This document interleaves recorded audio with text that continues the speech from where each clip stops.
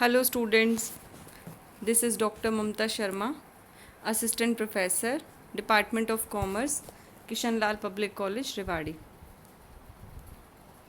This is our second lecture on residential status. As in our previous lecture, in respect of residential status, was about the various condition for determining the residential status in terms of or in respect of an individual. It means in the last previous lecture we have discussed that how we will determine the residential status of an individual.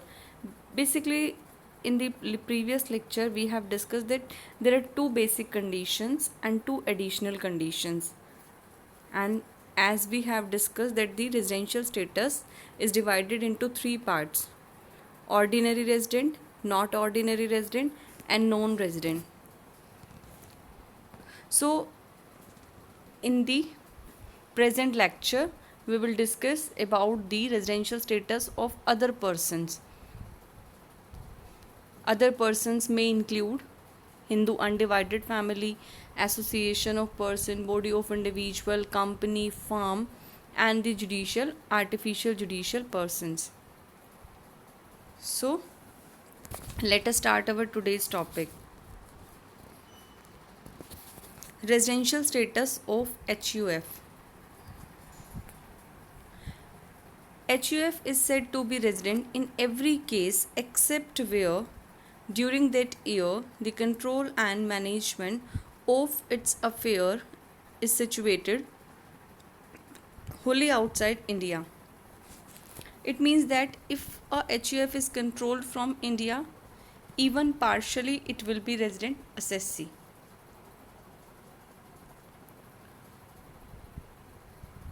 The control and management of affairs refers to the controlling and directing power, the head and the brain. It means that decision making power for vital affairs is situated in India. The control and management means de facto control and management, not merely the right to control or manage.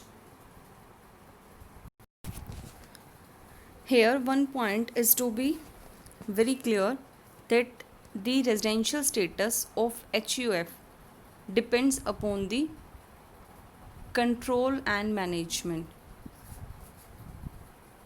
If the control and management of its affairs is situated wholly or partly in India during the relevant previous, even if a part of their control and management is situated in India during the previous year, they will be called resident in India. So first, the student must know the control and management. Control and management simply means controlling and directing power. It means the decision making power for vital affairs is situated in India. It means if this control and management is within the boundaries of India, then definitely the residential status of HUF will be taken as ordinary resident.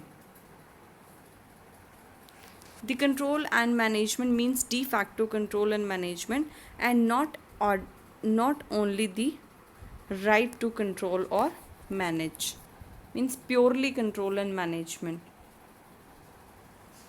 Other than this, one point is also to be very clear. A resident HUF is said to be ordinary resident if the Karta fulfills both of the following additional conditions.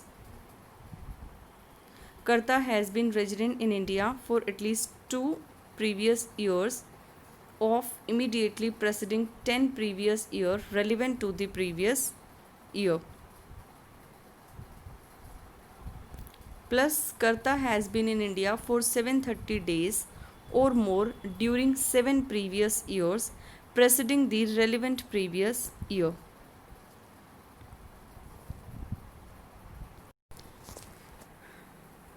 So, a resident HUF is said to be ordinary resident. It means there is a connection of residential status of HUF with its Karta. Karta is the most elder person who looks or who manage the business of this Hindu undivided family. First additional condition states that Karta has been resident in India for at least 2 previous years of immediately preceding 10 previous years. It means, like first, as we have already discussed in determining the residential status of individual, that first you will find out your previous year, like 19 to 20. Then you will find out the 10 previous years preceding to this relevant previous year. After finding out these 10 previous years, we will find out that Karta has been resident for 2 years, at least 2 previous years out of these 10 previous years. Has been resident means that he must be satisfying at least one of the basic condition for these 2 years out of 10 previous year. Here one point we must always know, that first additional condition is directly related with the basic conditions. Clear? First additional condition states that he has been resident in India for at least 2 previous year.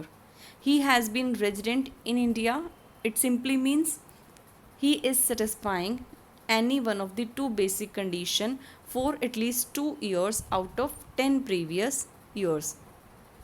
Clear? And the basic condition states that first basic condition states that he is in India for 182 days. Second basic condition states that he is in India for 60 days during the previous year and 365 days out of the 4 previous years preceding to the relevant previous year. It means he must be satisfying any one of these 2 basic conditions for 2 years out of 10 years. And we should always keep in mind that there will be 2 exceptions to the rule of 60 days stay in India. Clear? Second additional condition states that Karta has been in India for 730 days or more during 7 previous year preceding the relevant previous year. It means first we will determine the 7 previous years preceding to the relevant previous year, then we will count his number of days stay in India. If it is exceeding 730 days, that means the Karta is satisfying the second additional condition. Here one point which we have already discussed, that he should not stay at a stretch. It means no regular stay in India is compulsory. In all we will compute like 730 days in all. Clear? And it is also not compulsory to stay at one single place in India. He may stay at different places in India. So a resident HUF is said to be ordinary resident if the Karta fulfills both of the following additional conditions. Clear? Residential status of HUF when he will be determined as not ordinary resident. As we have already concluded that there are 3 types of residential status. One is ordinary resident, second not ordinarily resident, third non-resident. First we are very clear that if the Karta satisfies both the additional condition, that means he will be taken as ordinary resident. Not ordinarily resident, it is only HUF besides individual which can claim the advantageous status of not ordinarily resident. A HUF will be NOR if its manager, simply known as Karta, has not been resident in India in at least 2 previous years out of 10 previous years preceding the relevant previous year. Second, the manager had not during these 7 previous years preceding the relevant previous year has been in India for a period or periods amounting in all to 730 days. You can understand this in this way. Simply, if you remind the case of individual, then you will come to know that an individual is termed as not ordinarily resident only when if he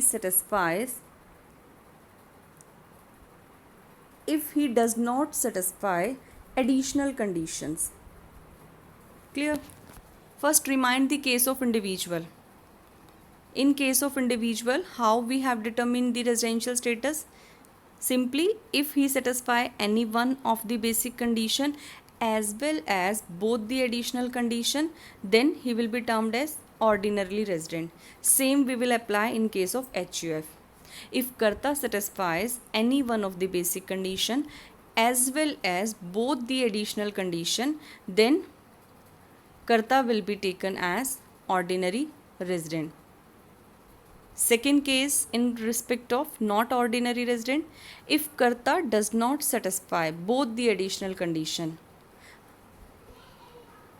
instead of satisfying any one of the basic condition, he will be taken as not ordinary resident. It means a case when Karta satisfies any one of the basic condition but does not satisfy any of the additional condition, then he will be taken as not ordinarily resident. In our previous lecture, we also have discussed that additional condition both are mandatory. It means one condition, fulfilling one additional condition has no relevance. It means if any person satisfying one additional condition, then it will be taken as nil. It means we will take that he is not satisfying the additional condition. Both the additional condition must be satisfied. If the Karta does not satisfy any one of the additional condition or does not satisfy both the additional condition, then he will be taken as not ordinarily resident.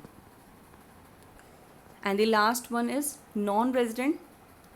HUF shall be non-resident in India if the control and management of affairs is situated wholly outside India.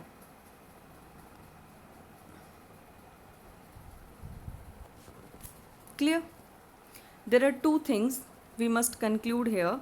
That first, control and management of affairs, if it is situated wholly or partly in India, then HUF will be taken as ordinarily resident.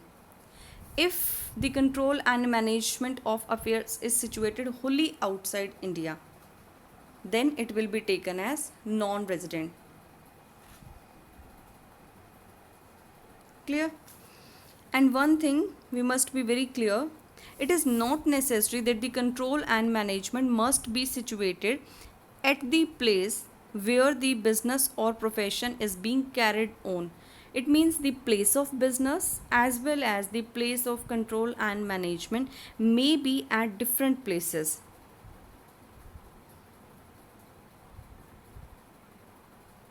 The place of business can be different from the place of its control and management. Clear? So, this is the way how we determine the residential status of HUF. We can understand this concept with having an example. Residential status of HUF. Let us have a look on this illustration. Mr. Vikas is Karta of a HUF whose property is situated in Bangladesh. During the previous year 2019 to 20, he came to India with his family for 15 days and went back, leaving his family in India. Determine the residential status of India.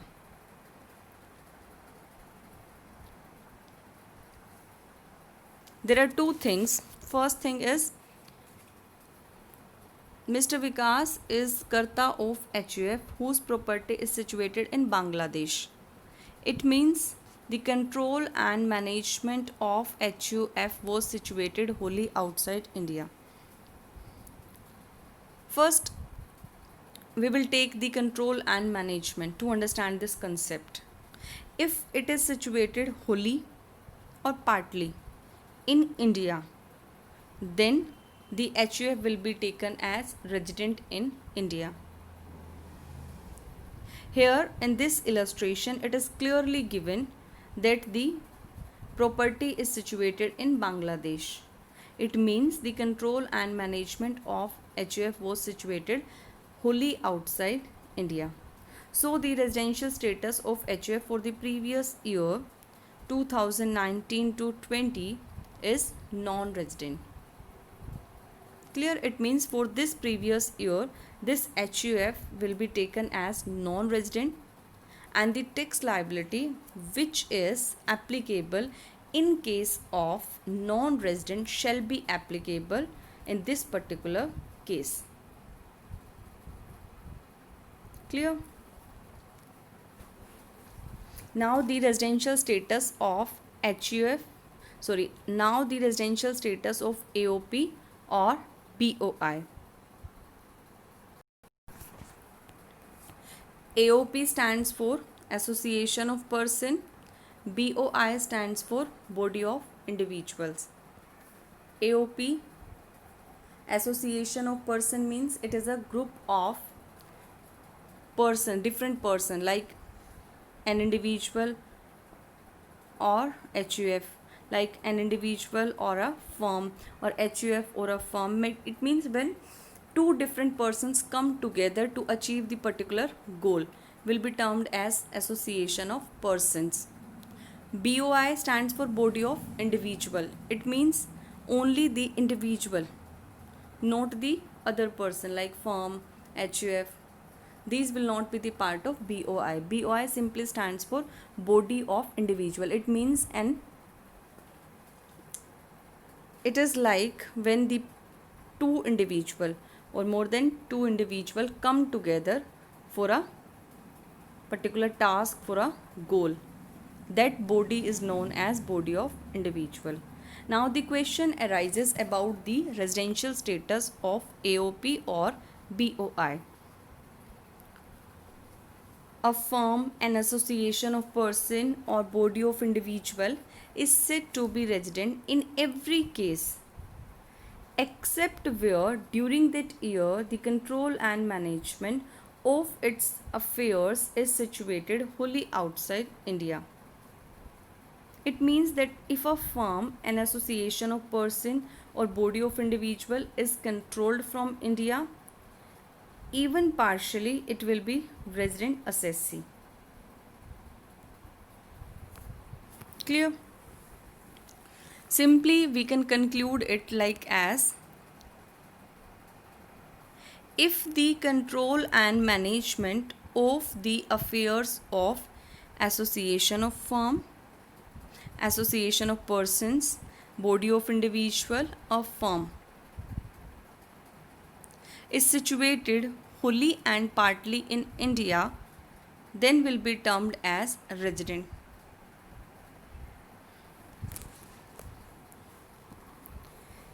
What about the not ordinarily resident? A firm, an association of person or body of individual cannot claim the status of not ordinarily resident. All these assessees shall be either resident in India or non-resident in India. Reason is very simple. As in case of individual or HUF, the residential status is determined on the number of days stay in India. So it was possible to have the case of not ordinarily resident in case of individual and HUF, but it's not possible to assess a firm AOP, body of individual, as not ordinarily resident. Reason being, control and management can have only two cases, like may be situated within India or outside India. Clear? There may be only two conditions, like may be situated wholly or partly in India or wholly outside India. It is not possible to have the situation of midway.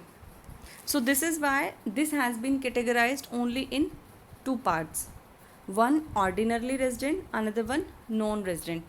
In case of individual and HUF, it was possible to make this third category depending upon the number of days stay in India, like basic condition and additional conditions. But these conditions cannot be applied in the case of firm, AOP or body of individual, as these are the artificial persons, and control and management can be only in two ways: within India, outside India. In case of HUF, Karta may reflect the situation. Clear? So simply we can conclude it as, if the control and management is situated wholly or partly in India, then will be taken as ordinarily resident. A firm or association of persons shall be non-resident if the control and management of affairs is situated wholly outside India. So now in this way we will determine the residential status of AOP BOI, and then the tax liability which is applicable for ordinarily resident and non-resident shall be applicable in this case. Now the residential status of a company. A company shall be said to be resident in India in any previous year if it is an Indian company, its place of effective management at any time in that year is in India. If a company is an Indian company and its control and management, effective management is in India, then definitely it will be termed as resident company. You must also know the meaning of place of effective management. Place of effective management means a place where the key management and commercial decisions that are necessary for the conduct of the business of an entity as a whole are in substance mode. Clear? Place of effective management simply means the place where the company take its key management and commercial decision which are very necessary for the conduct of the business. So it is the place of control and management for a company. Simply here we can conclude it like, first, if it is an Indian company, then definitely the company will be taken as a resident. If other than Indian company, we talk about the control and management. If it is situated wholly in India, then definitely it will be considered as ordinary resident. Now the question arises for rest of the two status: not ordinarily resident and non-resident. Can you guess this point? A company will be having not ordinarily resident status or not? Definitely it cannot have the status of not ordinarily resident. It can either be resident or non-resident, which we have already discussed in the previous slide, that control and management is only possible in two ways, either in India or outside India. If it is in India, it will be termed as resident in India. If it is not resident in India during the relevant previous year, then it shall be termed as non-resident. Simply means, for resident there are two conditions: it is an Indian company, control and management wholly situated in India. If it satisfies any one of these two conditions, then it will be taken as ordinarily resident. If it does not satisfy any one of these two conditions, like it means neither the company is an Indian company nor the place of effective management is in India, then definitely it will be taken as non-resident. And the rules which are in respect of non-resident shall be applicable in that particular previous year for a company. Clear? Residential status of any other person. Every other person includes body of individual, a local authority, and an artificial judicial person. They are either resident or non-resident, but they cannot be an not ordinarily resident. Clear? If we talk about any other person, then there are only two status for residential status: ordinarily resident or non-resident. They cannot be not ordinarily resident. The test to be applied shall be the control and management. If it is situated wholly outside India, the assessee will be non-resident. If the control and management is wholly or partially situated in India, the status will be that of resident. Clear?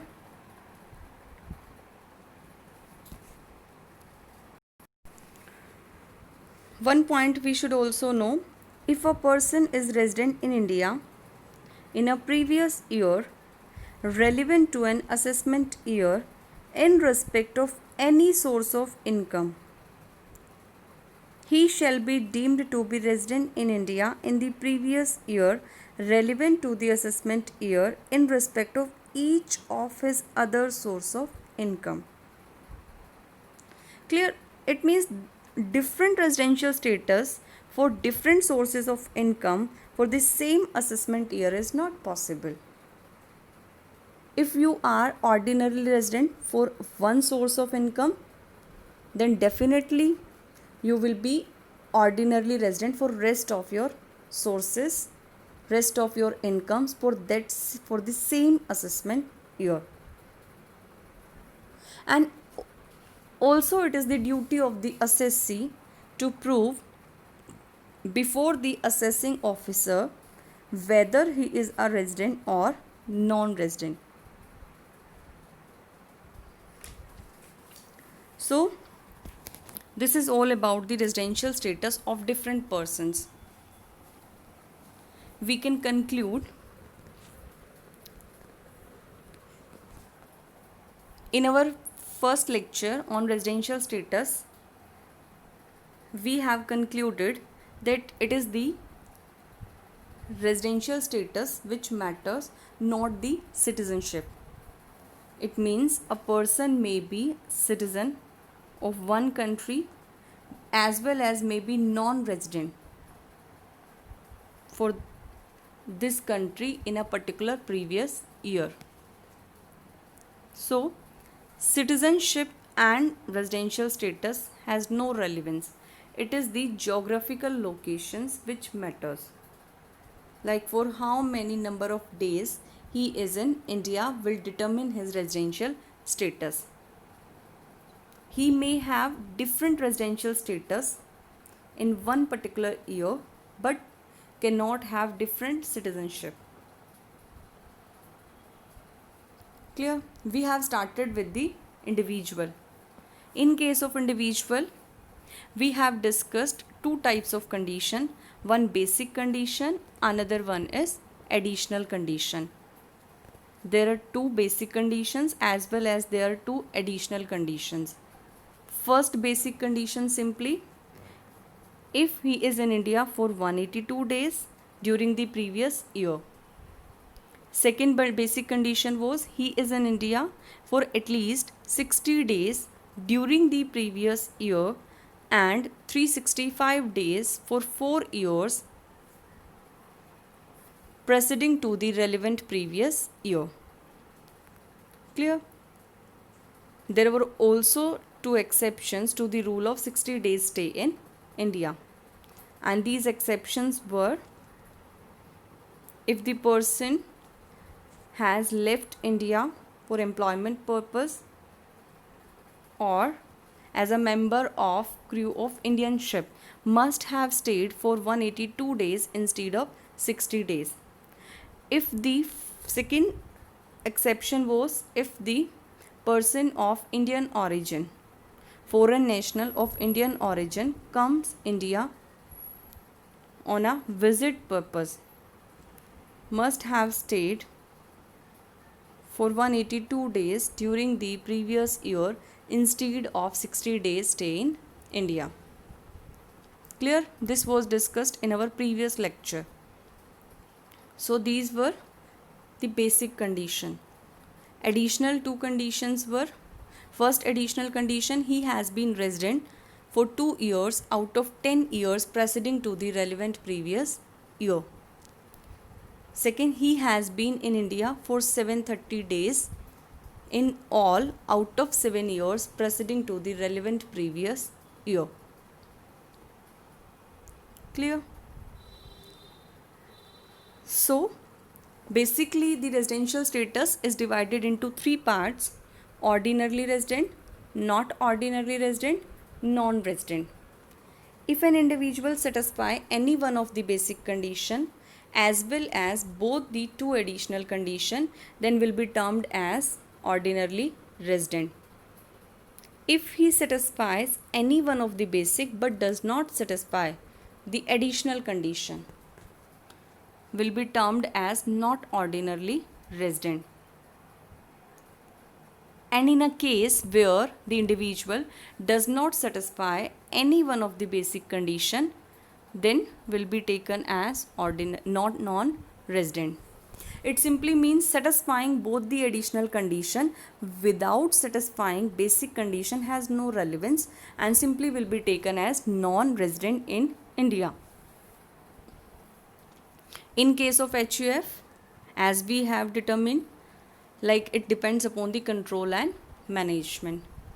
Control and management is situated wholly and partially in India of that particular business during the previous year, then will be taken as ordinarily resident. And if the control and management is situated wholly outside India, then will be taken as non-resident.